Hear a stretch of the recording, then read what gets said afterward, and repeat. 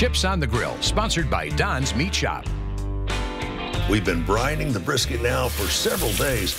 All we're going to do now is kind of rinse that brine water off. You don't want to over-rinse it, but you do want to make sure that you get all of the excess water that we've been brining this in off of the meat before it hits the grill. Next step after the rinse, the rub. And this is a step where you don't want to be stingy with the rub. And while we're on that subject, everyone's got their own favorite rub. Sort of depends on how you want the pastrami to taste after the cook is done.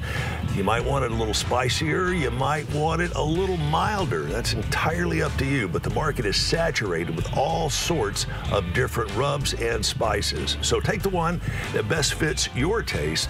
Use it liberally.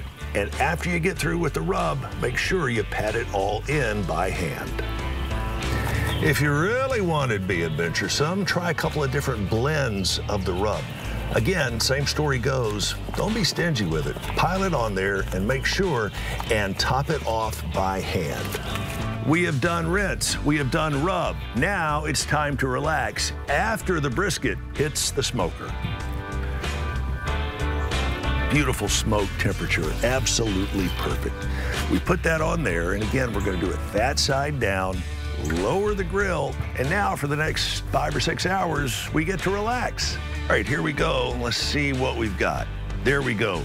Darker bark. You can tell by looking at it, it is all the way ready. A little flexible, which is just what we want.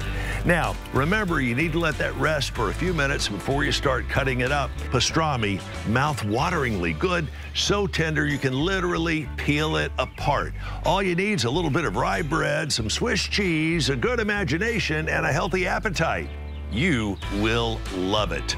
I'm Chip Chapin, and for Don's Meat Shop, that is Chips on the Grill. Chips on the Grill, sponsored by Don's Meat Shop.